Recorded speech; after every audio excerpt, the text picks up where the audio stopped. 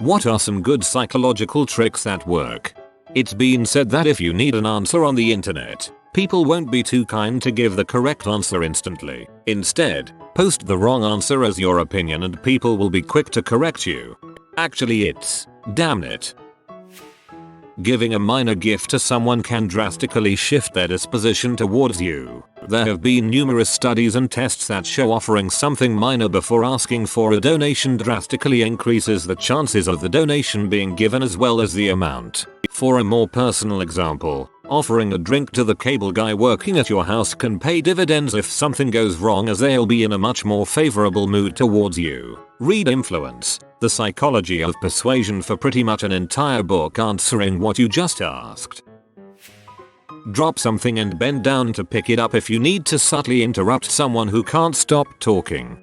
If the employee always comes to your workspace to chat, I've heard that you can actually walk them back to their workspace and they'll sit down and get back to work without realizing what you did. Haven't tested it myself.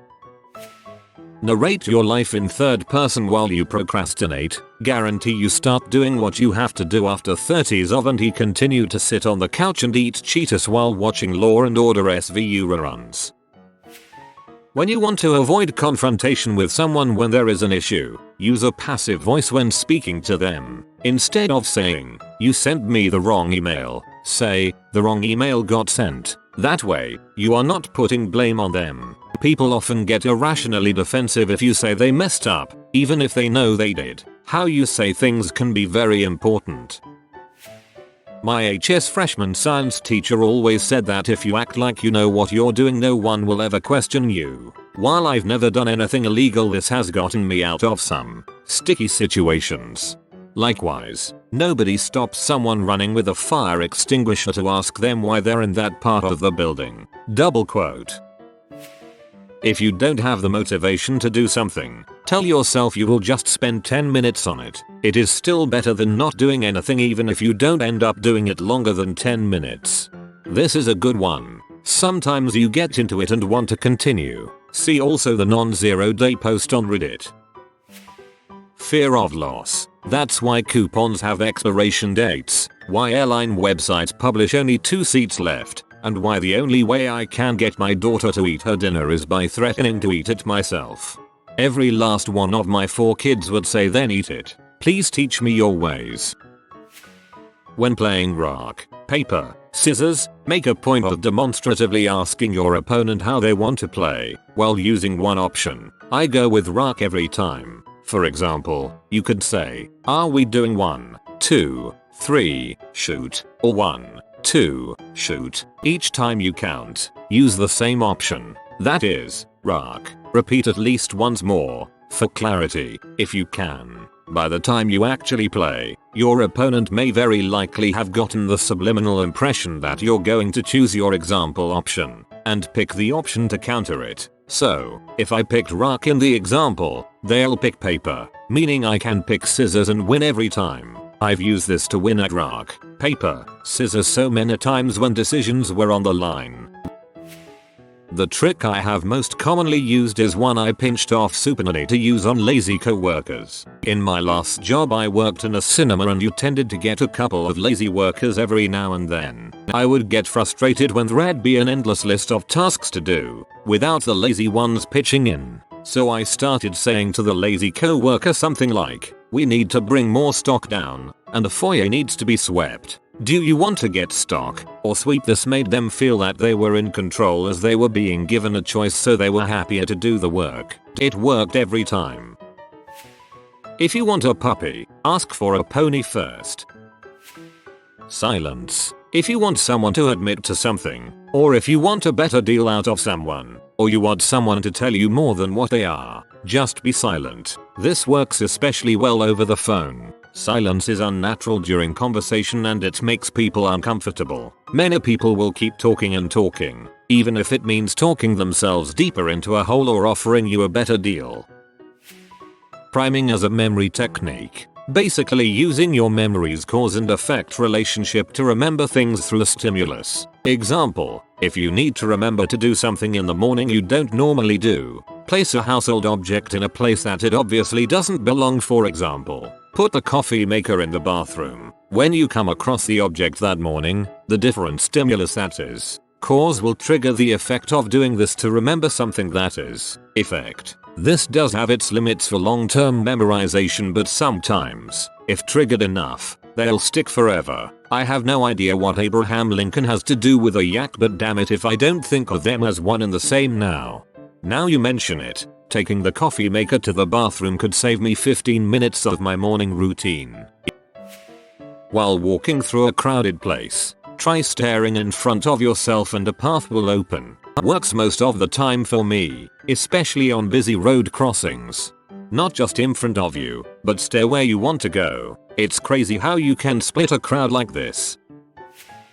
Gain confidence in a situation by deliberately assuming open body language, which projects confidence. For example, don't cross your arms, touch your neck, or make yourself small. Force yourself to open your body up and relax. I'd like to add that maintaining eye contact is a very crucial aspect of projecting confidence. Mirroring someone, by mirroring speech patterns, body language, hand gestures, etc., you can establish a sense of trust and familiarity with someone or even a group of people in a minute or less. The effectiveness is pretty amazing. You'll get some really interesting conversations if you talk to a toddler the way you talk to a close friend. Hey there sucker is a way to start a conversation with a toddler. Asking people for small favors will make them subconsciously like you more. Tested it at work. It really does work. Working in retail, I found noticing the color of customers' eyes usually leads to a better interaction. I think is the extra half second or so looking into their eyes. Calling people's bluff while looking them dead in the eye. No blinking. I totally did this the other day and won. Act confident in the weirdest situations. The I don't give a frick confident intimidates people. I work in retail and I've seen people just straight up pick up some clothes and walk out and no one stops them because they act confident and everyone's first thought is, oh, that guy doesn't look shady, he must have just bought those or something. When you disagree with someone, keep your language positive. I agree with person you disagree with. I think the change you suggest that is the disagreement would be a good option. 2. I work as an editor with a lot of creative people. Being able to keep friendly relations with some people that cannot take any sort of criticism or suggestion is a huge part of that job. This can be so tiring. I call it Tom Sawyering people, but if you pretend a task you don't want to do is really fun or interesting, you can normally trick somebody into doing it for you. Social versus market norms. If you want someone to do a favor for you, never offer payment as compensation. Doing so will make the other person less likely to, and an otherwise perfectly social favor turns economical. The other person starts thinking in terms of loss and gain. I recommend looking up Predictably Irrational by Dan Ariely for more psychological tricks. Admitting to little things in work straight away, like if someone had taken something, say, oh my bad, that was me. If you admit little things really easily, people are less likely to suspect you when you do lie. One of the most effective ones I know is the Superman cape. I can honestly credit this technique for avoiding a number of physical altercations, and also for significantly changing the way others interact with me. Here's the deal. Most people have no idea how to stand or carry themselves in order to project confidence. Not arrogance or hostility, mind you. Confidence. Many years ago, as a teen, I realized my posture and body language seemed like an invitation to some types to come frick with me. I walked slump-shouldered, contemplating my shoes, not really looking at anyone around me. I might as well have held up a sign that read "pick on me." That changed dramatically when I changed my posture, but I found that trying to do several important things at once was not always easy to maintain, especially since my mind would wander. Finally, I learned an easy trick to doing all the important body language changes at once. Pretend to wear a cape. Yeah, I know how that sounds. Stick with me. Here, imagine you are wearing a thick, strong Superman cape that's anchored or pinned to the shoulders of your jacket or shirt. There's a strong wind blowing against you. Feel the cape pulling your shoulders back, pulling your head up, straightening your back. Walk down the street that way, just you and your invisible cape. The difference in how people see and respond to you is very noticeable. They tend to give you more space and less grief. One additional point to this: eye contact. Be aware of what's around you. Notice that fuckhead standing half an out of an alley. Make sure they notice you noticing. Don't glare. Make brief eye contact for a heartbeat or two. Look them down to their shoes and back to their eyes again just one time. Then break eye contact. All this is done while you keep walking with your cape on. What this says is, I see you. I've assessed your danger level, and am aware of you. I am dismissing you as a threat, but I know you're there. These techniques really improved things for me. Neutrality. If you show someone you are genuinely open to both sides of a situation, they are more likely to trust you and listen to what you have to say. I know it sounds simple and obvious, but this is actually incredibly hard for people to maintain. This is why we have professional mediators and counselors. If you utilize this tactic yourself instead of turning to someone else to stand up for you, you will certainly have better relationships in life. Posting open-ended questions on Reddit to source material for clickbait articles. This really bugs me at the minute. Every clickbait article on Facebook is ripped off Reddit. When selling or negotiating, make your arguing point a secondary concern to the primary fact you want accomplished. Trump employed this one masterfully with the Mexico Wall. There had never been an agreement that a wall would exist. By making his arguing point about payment, everyone moved beyond the fact that the wall would exist and started talking about who would pay for it. He never expected Mexico to pay for the wall. He just got the general public to all agree that one would exist in the first place. Here's a good trick I use if someone is talking down to or otherwise saying disrespectful things about you or your peers. Pretend you misunderstand and think they are being sarcastic and ironic, and play along. Agree overly sarcastic like, oh yeah, totally, for sure. Add a wink or playful jab or something. This works great with things like blatant racism or RP jokes. If you pretend you are oblivious or don't get it, it forces them to either take the time and explain the logic behind it, usually making them look bad or ignorant, or if they don't, it's funny to watch them flip and pretend they were joking all along. The advice I've heard is to pretend that you don't get the joke and ask them to explain it. When a baby or small child cries and looks at you, and you know it is nothing serious, smile to them. They will stop crying. Giving someone a choice between two things rather than an open-ended. For example, asking your girlfriend does she want Italian or Chinese food, rather than what are you in the mood for.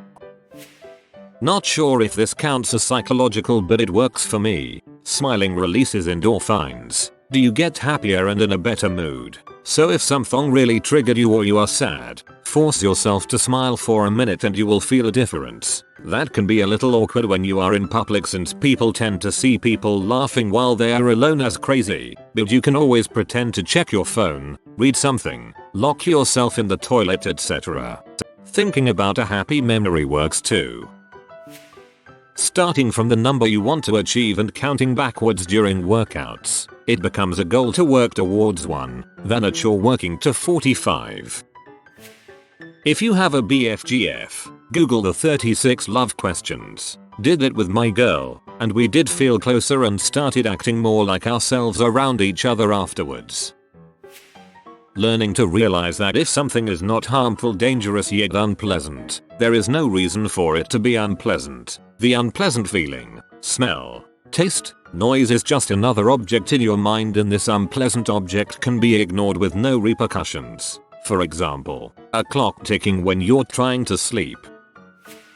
If you ask a silly question before you ask a serious question, you're more likely to get a yes for your serious question. Can you help me tie my shoes? Could you assist me with a short survey? If you keep asking someone if they feel alright because they don't look so good every 10-15 minutes, they will start to think they feel ill after an hour. If you want more information from someone about something, buying a used car or interviewing someone, etc., look at them for an awkward amount of time and don't say anything. Quite often they will start talking. In addition, asking someone if they're okay instead of if they feel alright every 10 minutes has the effect of just sending them into a homicidal rage instead of an illness. People pay more attention to context than they do to actual actions. For an example, if you show up wearing a high-vis vest, a few traffic cones, and work gloves, you can do just about anything you want for about 20 minutes. If I phrase a request in a way that lets the other person know that no is an acceptable answer, they frequently say yes. I've found that I can explicitly hammer on the by all means, seriously if it is inconvenient say no and they practically beg to do it. Johnny paid his way through college by waitering in a restaurant. What's the usual tip asked a customer? Well, said Johnny, this is my first day, but the other guys said that, if I got $5 out of you, I'd be doing great. Is that so? Growled the customer. In that case, here's $20. Thanks, I'll put it in my college fund, Johnny said. By the way, what are you studying? Asked the customer. Applied psychology.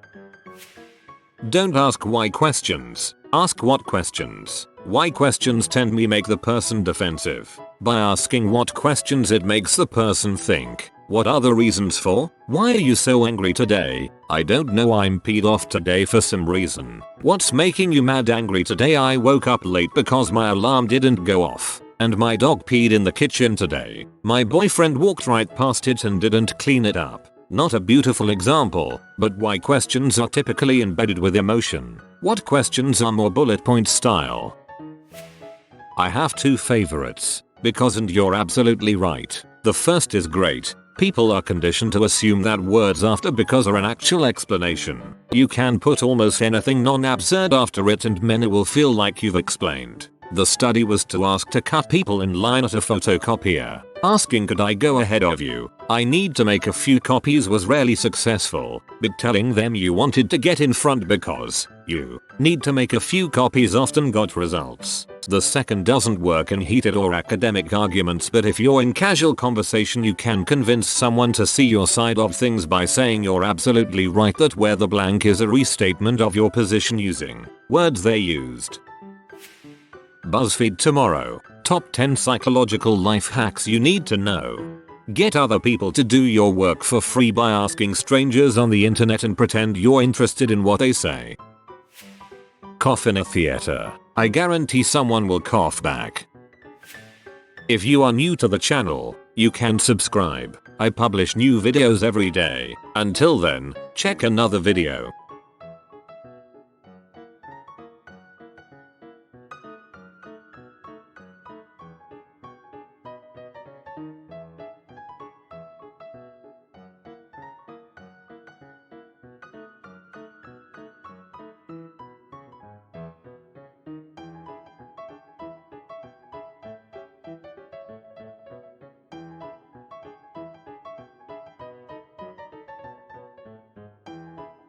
Bye for now.